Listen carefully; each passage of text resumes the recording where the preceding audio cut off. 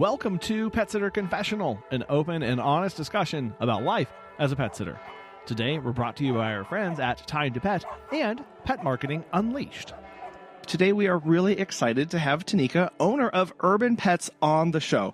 Today, we're talking about some probably difficult topics and discussions, but they're incredibly important to the world of being a business owner and just to being humans. So I'm really excited to talk with Tanikka today about dealing with and battling through mental health, giving 100%, even though you're at 20 or less some days. And then I know, Tanikka, you specialize in some reactive dogs and aggressive dogs too. So I want to dive into that today. But Tanikka, I'm really excited to have you on the show today. For those who aren't familiar with you or follow along with you already, could you please tell us a little bit more about yourself? Amazing. Thank you so much. My name is Tanikka. I'm 30 years old and I live in England, southeast England. And yeah, I run a dog walking and pet sitting business called Urban Pets. And we didn't mean for it to specialize necessarily in reactive and aggressive dogs. It sort of just fell into our laps. But we've really just run with it. And yeah, I obviously, as you said, I do suffer with a lot of mental health problems. And I do have chronic illnesses as well. And they can be quite debilitating, depending on the day. But most days, I'd say 9 out of 10 are not good days for me. But I love the dogs that I work with. I love all of the animals that I work with. But yeah, the dogs really give me that sort of strive and passion to keep going. So what got you started working with pets, and specifically, why did you feel it necessary, or why did you start Urban Pets? So I mean, it's a bit of a long story, but I grew up with animals, as most people do in this job. And I studied animal management at college. And I kind of had an idea of where I wanted to go with it. I wanted to be a zoologist. So, and my special interest, as I like to call it, were birds of prey. And yeah, so I did some work experience revolving around that. So I worked with private falconers. I worked in zoos. I worked at the police headquarters where they handle dogs, search and rescue teams, or bite work dogs. So I worked with falconers, so they would take their birds out and they would hunt with them. I didn't really like the aspect of the hunting, but I loved the birds and I appreciated it's a very fun sport. And yeah, it was mainly just managing the animals, so cleaning them out, feeding them, and things like that. And then I got an apprenticeship with a private falconer, but it's very seasonal work. So if, for example, it rains, which it does a lot here, you can't fly birds. Their feathers can only hold so much wetness. And then they can't fly anymore. So yeah, obviously, if like 6, 7, 8 months of the year, I can't actually work and earn money. Obviously, I hate to say it, but that obviously I have to earn something, even if it's something I love doing. So then I ended up working for a pet shop, and I started out part-time, and it was meant to just be sort of a 6-month thing while I was interviewing for zoo jobs. And then I stayed there for 10 years.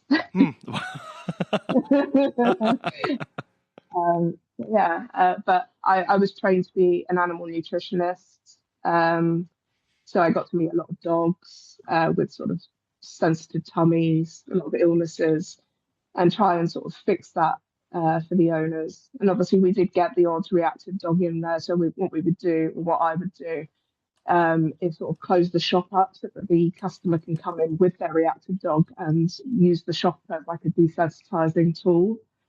So it was just us staff in there, no one else. Having people come in working with more reactive dogs, and I know at the beginning you had said that you had never set off to work specifically with those or to do that a lot.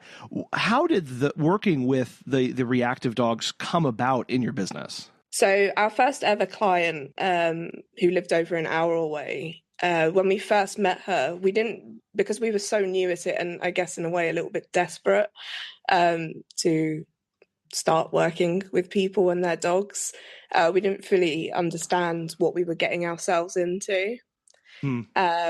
So when we turned up, what we thought was going to be 3 dogs ended up being 10. Uh-oh.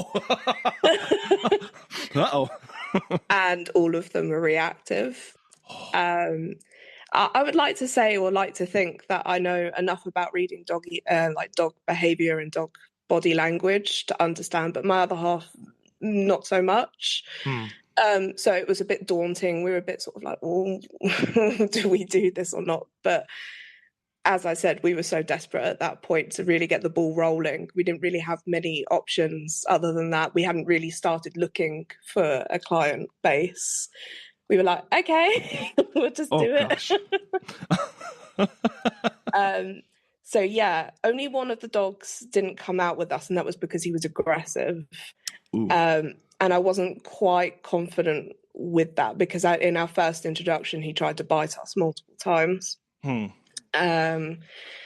So yeah, we just ended up walking 9 dogs, all Cocker Spaniels. So they were all crazy.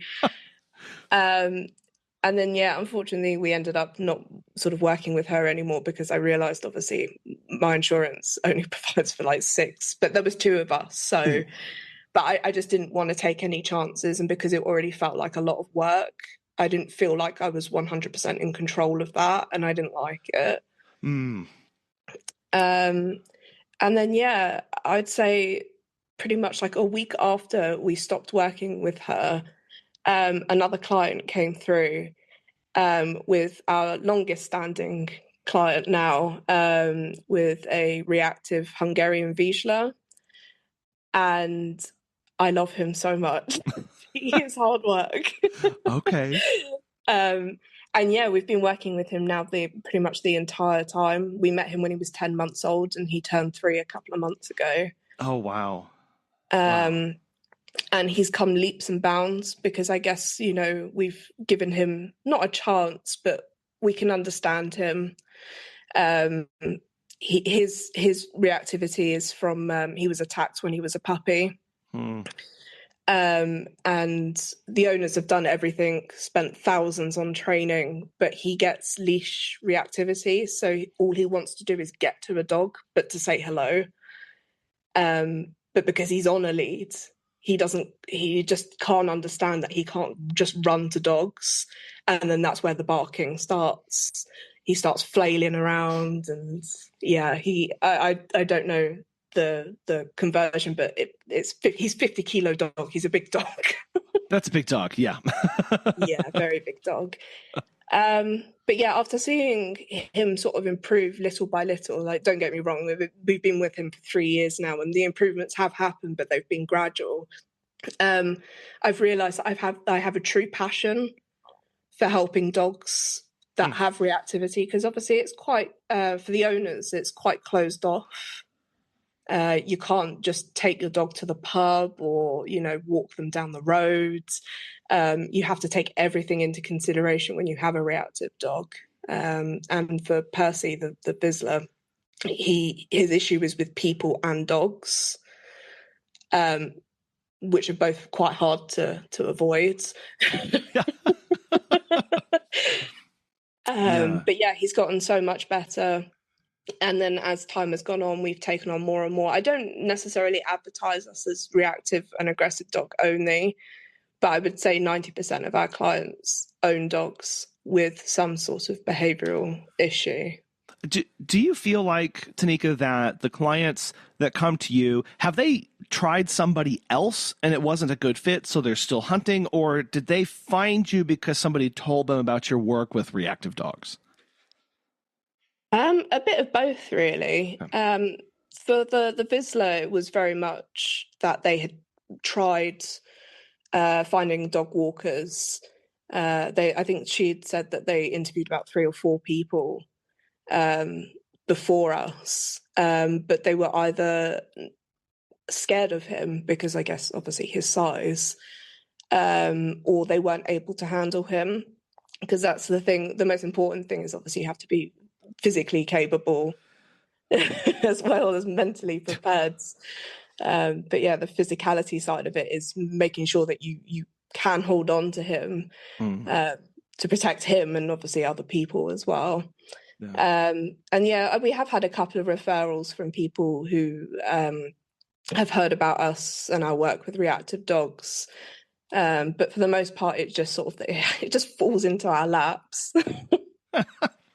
Well, and those you mentioned about how closed off it is, where clients, a lot of clients get a dog and they have this vision of what they want to do with that dog, right? They have this life envisioned of they're going to go on walks or runs, or they're going to go exploring. They're going to go to the open fields and do some off leash stuff. And then all of a sudden they get this dog and it's not what they had anticipated. And there's this like very insular, small world that suddenly they get placed in. And to be able to talk with them, share them, I'm sure it gives them confidence too, to know that like my dog can still have these experiences in the safety of this professional, and that we have a path forward as we work and as we're consistent with this. Absolutely. I can agree more. And I think that's one of the most gratifying things about the job, is not only helping the dogs themselves, but also giving the owners something back as well. And maybe teaching them new things. So obviously I spend a lot of time with most of the dogs, whereas obviously they might not so much. I pick up on the little things. So like, oh, today Percy didn't bark at a dog. That's massive for us. And they love that. And you can sort of hear the hope, and they're starting to, a lot of them tend to then start being a little bit more adventurous with the dogs, taking them places they may have not considered beforehand. And yeah, that just makes me so happy. Those kind of progress reports are so critical, both for like you as the professional, kind of charting the progress that we have here with this pet, with this dog, with, it could be a dog, it could be a cat, whatever. Like, how is this relationship coming along? Because then the client really gets some insight into how is this going. And when they get confidence to go, well, we've been consistent with this, we're working towards this, let me try something that maybe I was scared of to do before. I mean, that is really gratifying to know that, like, that's a gift that you give people. And I was going to ask Tanikka, like, this is hard work. I mean, you talked about a 50-kilo dog. Like, for us in America over here, that's 110 pounds of dog. And like, that's intimidating. That's a lot of work. That's a lot of strain and stress. That's a lot of, mental awareness and acuity that you have to have. And you're doing that with multiple dogs every day. Like I know you said that you found that passion for it, but how do you continue to show up for those dogs every day when it's kind of grueling work? It really is just the love and the passion for them. I understand their individual needs. That depending on which dog I'm referring to, a lot of them have had bad experiences, not necessarily by the hands of the owner, obviously, but just their environment, something's happened and something's switched in their brain. And being able to give them a safe space to, have a stimulating walk. It's so gratifying. Have you heard of Time to Pet? Doug from Bad to the Bone Pet Care has this to say. Time to Pet has made managing my team and clients so much easier. Our clients love the easy-to-use app and scheduling features, and our sitters love being able to have all of their information organized and easily accessible. My favorite feature is the instant messaging. By keeping conversations on Time to Pet, we are able to monitor our team and ensure nothing ever falls through the cracks. If you're looking for new pet sitting software, give Time to Pet a try. Listeners of our show will save 50% off your first 3 months by visiting timetopet.com/confessional. I know you mentioned in the beginning that you've had your own journey with mental health and issues and concerns. How do you think, Tanikka, how has that shaped your approach to pet care? I mean, with my own mental struggles, I kind of place it that the dogs also have their own mental struggles that they're going through, but they can't vocalize about it. They can't tell you, seeing that dog over there on that field absolutely terrifies me. And I it sounds really stupid, but I can feel it from like an emotional level. I can understand them that it's scary, it's frustrating for them, and that gives me passion to sort of get up in the morning and just get out and do that sort of thing, go to work and do their walks.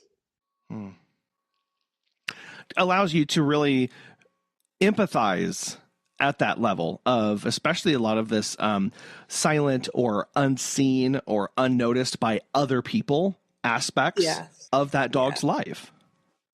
Absolutely. And I think that's a huge part as well. If working with reactive dogs is understanding, the root reason as to why they're like that. It's not, for, them being a pain in the butt, for example. They're not intentionally being an annoying dog. Right. They're reacting to something that scares them or causes pain. And I think coming down to that level and sort of understanding them, really, really helps. So if I know that so-and-so doesn't like certain breeds of dog, which we do have a dog who absolutely hates Bernese Mountain Dogs. Oh, no. They don't know, the owners don't know why. I don't know why, but it's a massive difference when he sees any other dog and then sees a Bernese Mountain Dog. Oh my God. But yeah, he's crazy. But yeah, just understanding that, in that moment, it can be quite sort of like daunting. It's like, oh God, you're going to get pulled around by a dog. But in that dog's eyes, in that situation, is probably terrified. And it's my job to ensure his safety or their safety, and also the safety of others as well. Right. Well, I'm sure, it sounds like I can kind of hear in there, Tanikka, as you've gone through your journey, maybe have had some instances where there were misunderstandings from other people who didn't understand why certain things were happening, or you were even trying to figure out, why am I reacting this way, or where's this emotion coming from? And then being able to look at the dogs and go, oh my goodness, they're going through the exact same thing. Not for the same reasons, but like there's this internal processing here that we've got to dig down and try and understand. Absolutely. It's the flight or fight response, and I feel that very much, obviously people can experience that emotion. And I know I definitely do when obviously I suffer from depression and anxiety, especially with anxiety. There's a lot of situations where I'd rather not be in that situation and just want to get out of that particular scenario, but I push through it. And I try and explain it. Obviously with people it's much easier to explain it to and I feel the same way with dogs. It's just trying to understand where they're coming from and try and nurture how they're reacting.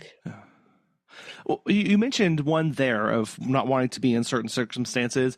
Tanikka, what other challenges do you feel or do you face with, these invisible disabilities, these invisible things that people don't always see, especially as a business owner?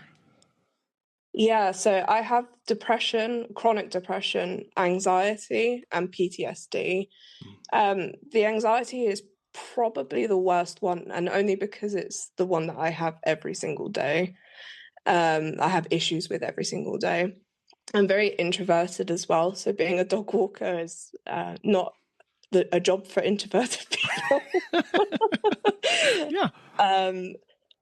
I like it though, because obviously it brings me out. It forces me to have conversations with people when I can have them, and I always love people asking questions.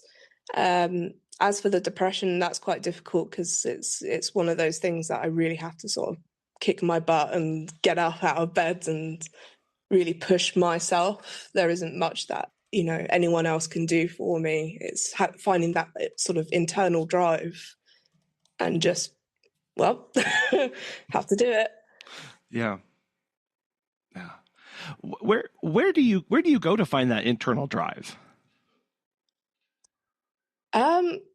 It sounds really cheesy. I would say just the passion for them. I like to see the dogs that I'm working with. I look forward to seeing them, and also helping the owners out. And it's an hour of their day, maybe 2 hours of their day, but that's probably the best part of their day. And if I don't show up, then they don't have that, and that makes me sad. That's what pushes me.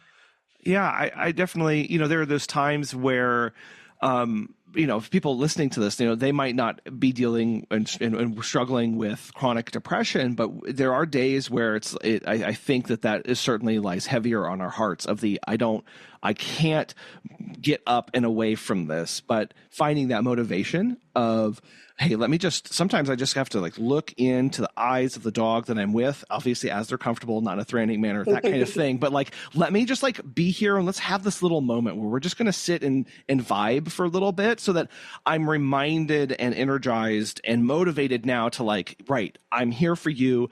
Let's go do this. And whatever that is to connect, it sounds like it just takes some time and some real processes involved. It definitely does. And it sounds stupid, but again, I'm going to mention the Vizsla just because I've worked with him the longest and he's the hardest, but the most gratifying is when I turn up at their house. I just spend 5 minutes. I come into their home a bit early because I thankfully have the opportunity to do that, I have the schedule to do that. And we just sit on the sofa and have a cuddle for 5 minutes. And that really decompresses me. He loves it. He kicks me and all of that. But I in that moment, I'm like, yeah, this is why I do it. Yeah.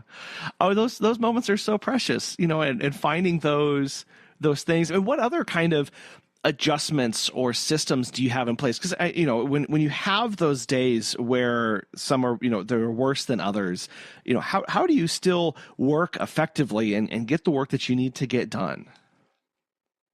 I try and stay as hydrated as possible, and it does make a huge difference when you are hydrated, which I know sounds really stupid.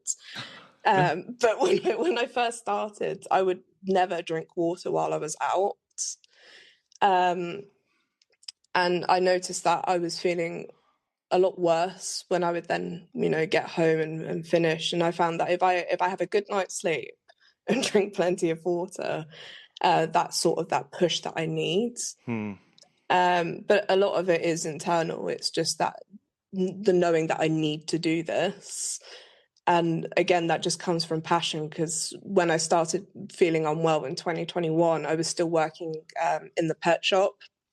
That was my first job. That I was there for 10 years. And I was finding it really hard to come in. And there were days where I just couldn't. I don't find that with pet sitting and dog walking. It doesn't matter how bad that day is or I think will be, I still get up and I still do it. Yeah. So it sounds like a big part of that system was finding work that aligned and motivated you internally a lot more than those other things. Absolutely. Yeah. Absolutely. And it's an interesting job and interesting career, because in one aspect, Megan and I talk a lot about, just between us, of man, it's really nice that there's always more work to do. Somebody always needs a dog walk. Somebody always needs some pet sitting visits. Somebody always it's encouraging because that's job security for us. But at the same time, it can be really overwhelming to be oh my goodness, I'm never going to get a break from this. And somebody's always going to call and need me. And someone's always going to, there's always one more thing. I mean, do you struggle with that? And how do you balance that out in your life and your business, Tanikka? Oh my goodness. Yeah. The burnout. Yeah. It's real in this job. No, it can be difficult, especially when it feels like everything's sort of back to back to back to back. And you've got several weeks of things that are overlapping with each other, and it just feels like there's no escape. But again, it's just that drive to see those dogs, and I just hold out until I get home and then crash and cry about it. But yeah, it is difficult when there's lots going on, and obviously you want to give 100 or more % to each and every dog, but if you're not feeling 100% yourself and there's a lot going on as well, it can be really, really hard. But... Yeah. Well, I mean, how do you do that then? Waking up, you're I'm at 20% today, but I still have to go at 100% because it's like that includes, I have to be at 100% for my safety, for my surroundings. I have to be 100% for the dog behavior, but especially when you are working with reactive dogs, again, 110 pound, 50 kilo dog that's reactive, like you can't show up at 20% on those days. No, you can't. I sort of like have an internal chat with myself. Yeah. And I sort of prepare myself for the day. So I like a little bit old fashioned, but I have a calendar on the wall. So I like to be able to visualize exactly where I am and what I'm doing that day and sort of mentally prepare myself. So it's like, okay, I've got so-and-so today. This is how I hope the walk is going to go, and sort of just like gear myself up, get in the car. And I just try and chill as much as possible until I get there. Just try and stay as relaxed as possible, even if I'm still at 20% when I turn up. It's almost like a customer service type thing. As soon as I enter the house, it's like, 100%. Well, and I love that visualization of how is this going to go? Because I know when like I'm at 20% or less, I can tend to get into the negative side of things of today's going to be horrible. And I can really down talk and I sit there in the muck. But I love how you're looking at your calendar and you're like, okay, this walk with Baxter, it's going to be a sunny day, maybe a little rainy where you are, but like I'm still maybe a little rainy, but we're going to be great, right? We're going to be meshed. It's going to be a great walk. Like all this stuff like that really does hype yourself up. And all of a sudden you're excited for it and you're ready to go, and you might still not be at 100%, but man, it makes it a lot easier to show up and be there when you're thinking of the positives as opposed to just the negatives.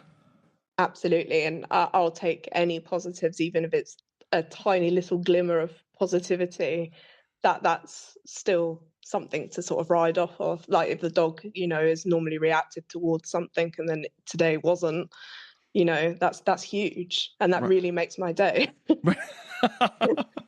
Because it saves me from being yanked around. Well, so, on those walks, Tanikka, I mean, like obviously safety is a big deal for any dog, but especially dealing with reactive dogs and large dogs like that. How do you make that walk safe? And what are some things that you think about for ensuring that both you and the dog and other people are safe during it? Yeah, so when I pick the dogs up and I start putting their stuff on, I always double check that everything is still connected and not chewed and ready to go, basically. Because when I used to work in the pet shop, we had a couple of incidences where people would come in with half chewed leads and the dog would just get off the leads. So that kind of scared me a little bit and sort of came into, pet sitting and dog walking. It's like always check that their collar and their leads are okay and fit for, today's activity. And then with some of the dogs, it's going to sound really silly, but I wear a high vis. And all it says is reactive to dogs and people. Not all of my dogs are reactive to people, but I don't care. Just I need the space. Please give us space.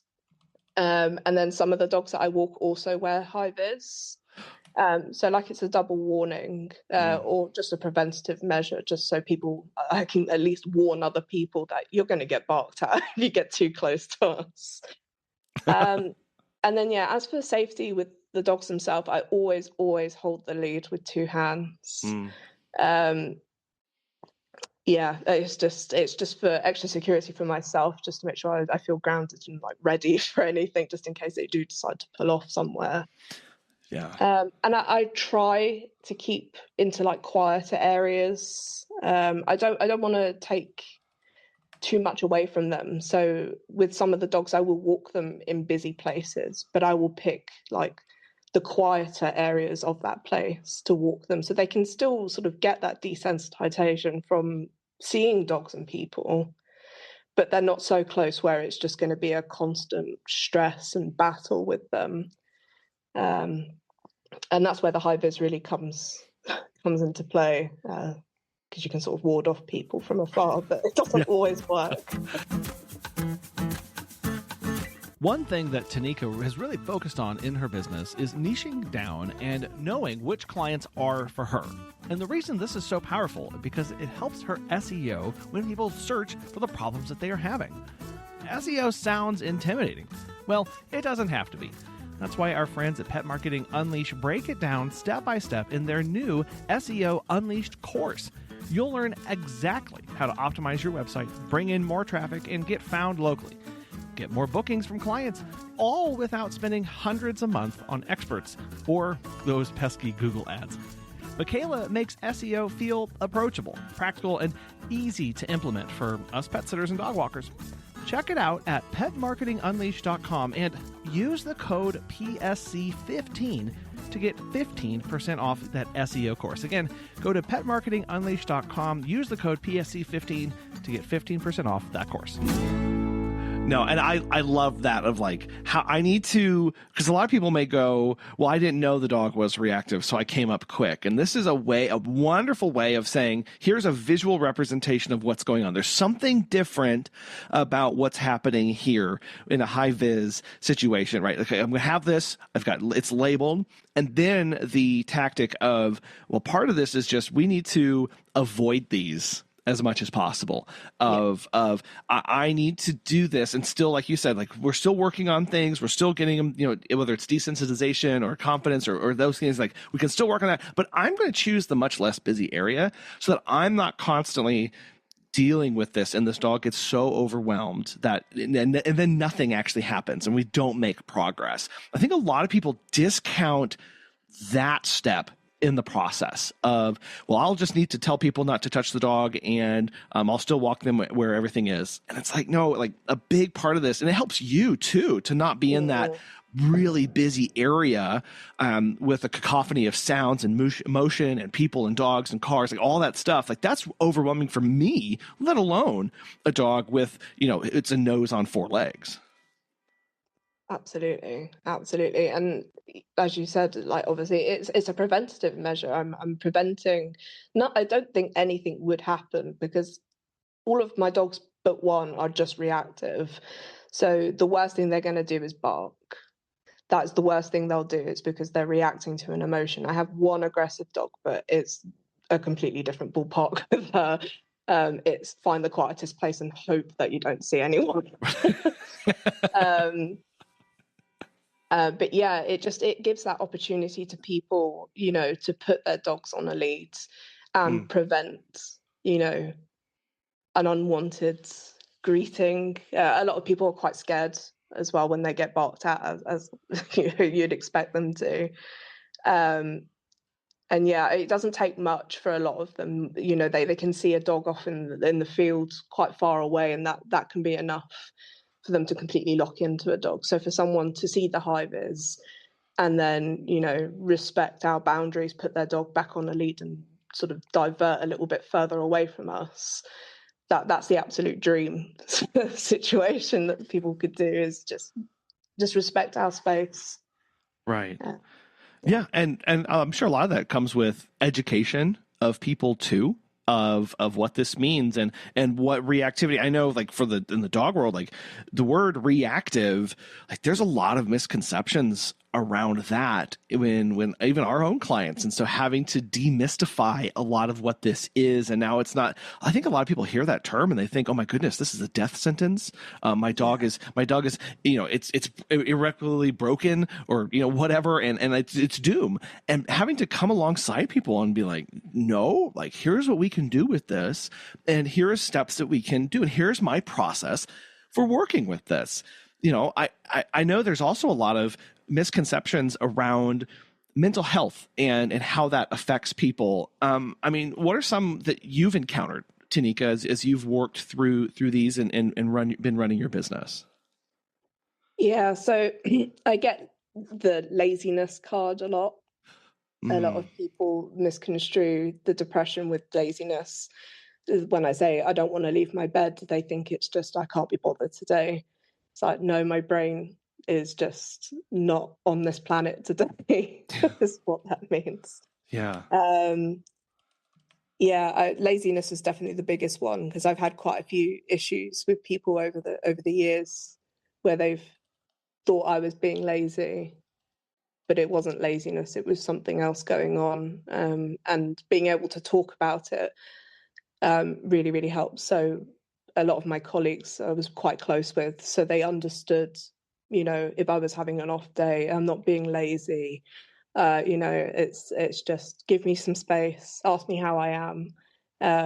You might have to pick up a couple of more pieces than you normally would, but the next day I'll be absolutely fine. Just just give me a chance. But it's quite hard, and it's quite upsetting because obviously it's quite hard to talk about, and I don't always know why I feel the way I do.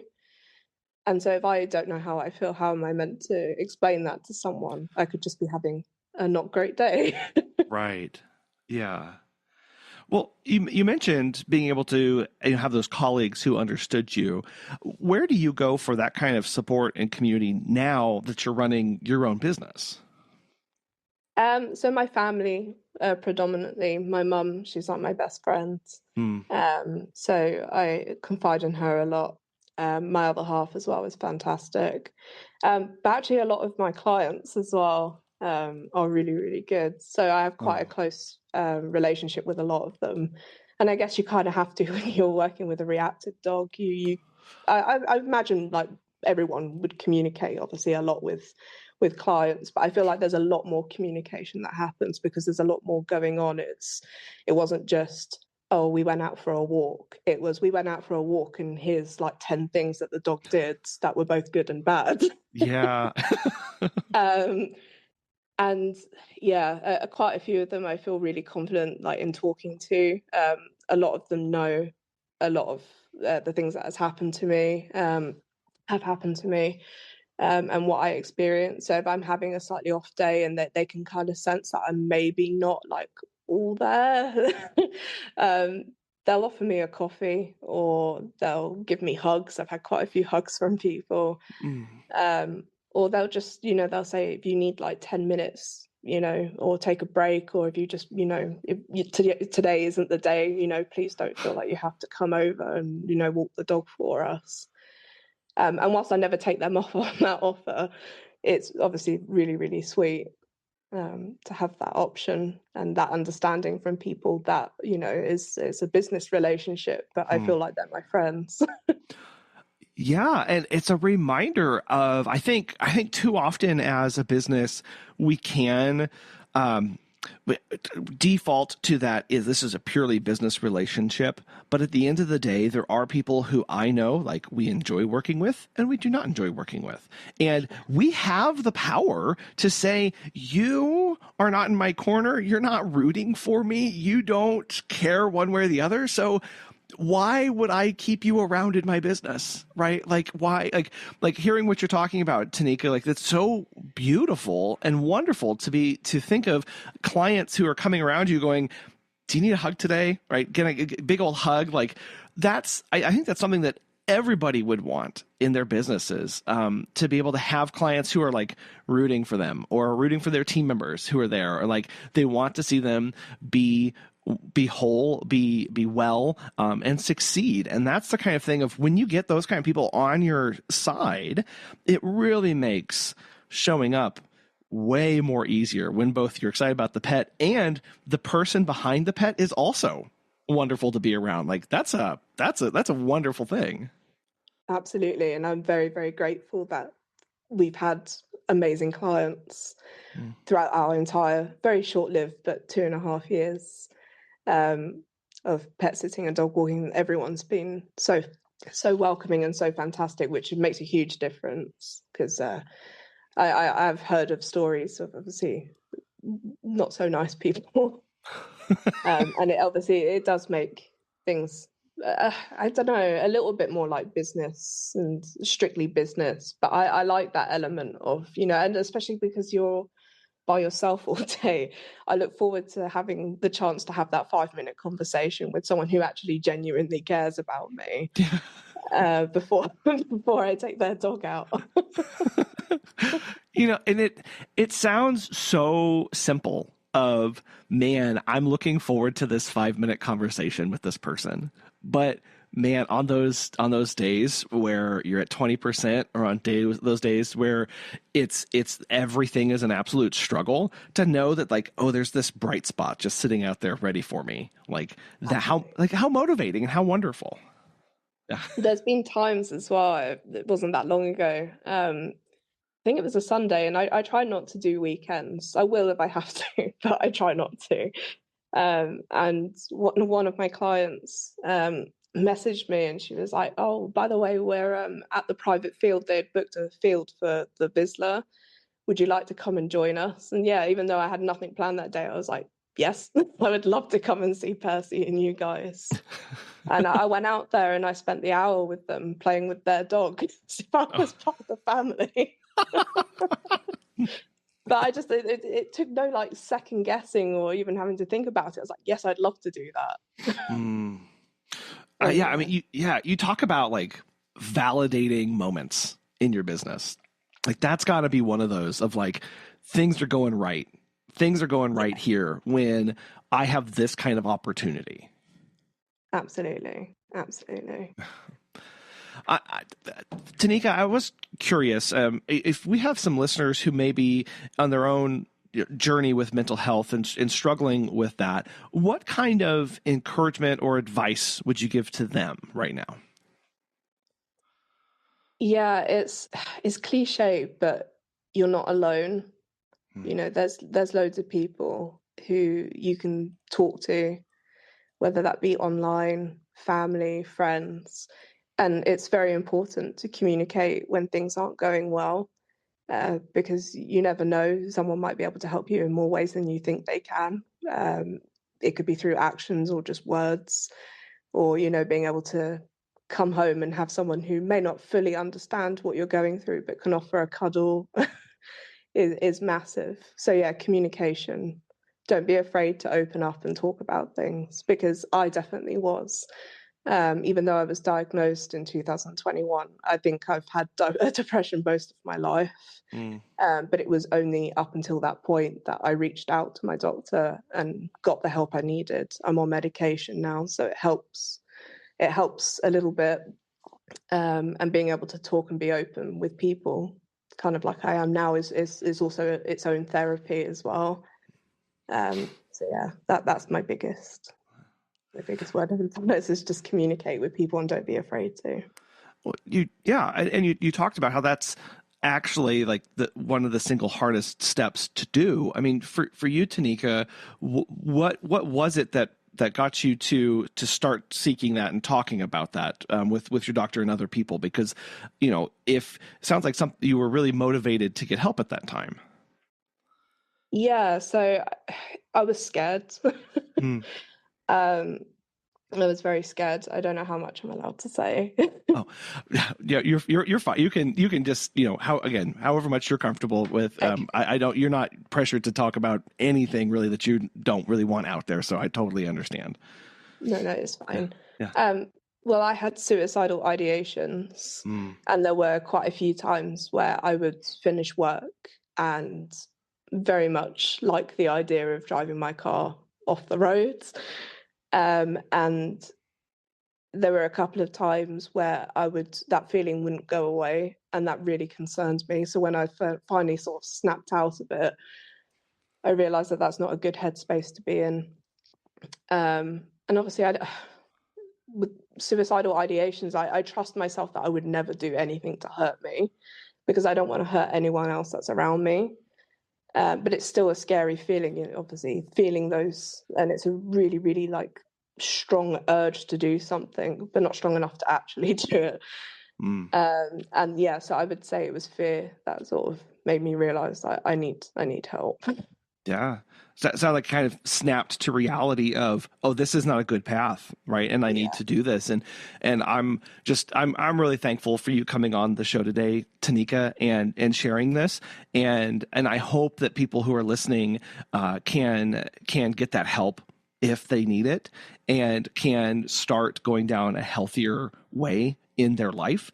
and to see your courage that you spoke up about it and are working through that. It is a journey, and that you're still continuing to have this business that supports you and something that you're excited about, that these are possible with the right support mechanisms and the right systems in place and the people around you to encourage you. I love your story, Tanikka, and I'm so excited and thankful to have you on the show today. For those who want to reach out to you and get connected, how best can they do that? So we're on Facebook, Urban Pets. You can reach out to me if you need someone to talk to. It doesn't even have to be about pet sitting or dog walking. I'm all ears, and I will always be there for people who need help or want help, or just an ear to talk to. Please feel free. Facebook is really the best way to get through to us. Okay. Well, Tanikka, I'm going to have that link in the show notes so people can get connected with you, reach out, and get that support and get those conversations going. This has just been an absolutely wonderful conversation. And again, Tanikka, thank you so much for coming on the show today. Thank you for having me. What I love about my conversation with Tanikka was whether we were talking about safety on walks or supporting reactive dogs or working with clients or working with our burnout and our mental health, the single theme was support. We get to be the support for our clients and their dogs. They look to us for advice and professionalism to solve problems that they can't on their own. We become integral to their life as we support them and the mission and goals that they have. Additionally, we have to be finding support for ourselves. What support do you have in your life? What friends, family, neighbors, other pet care professionals do you have that you can reach out to check on you, to make sure that you're okay? Because at the end of the day, it doesn't matter how well we serve our clients if we ourselves are not doing well. Whether it's dogs, people, or ourselves, make sure you have that support system in place. And I want to encourage you, if you are struggling today, if you are finding some of those things but through depression and anxiety and PTSD, if you are struggling with those today, you are not alone. There's a robust and amazing online community. Check out our Facebook, Sitter Confessionals, to get connected with pet professionals from all over the world, but not just our group, Dog Walker to Dog Walker. There's so many international and wonderful groups. Check out the link in the show notes for those. Additionally, if you really need to talk to somebody today, also, please look in our show notes. There's going to be a link there to get connected with mental health resources where you are. There'll be a website that will show all sorts of numbers and places to get connected with and organizations that are there and ready and waiting for you. Because the first thing that you must do is make sure that you have the support that you need. We want to thank today's sponsors, Time to Pet, and our friends at Pet Marketing Unleashed for making this show possible. And we also really want to thank you so much for listening. We say it every week, but we really mean it. Thank you for being here. We hope you have a wonderful rest of your week, and we'll be back again soon.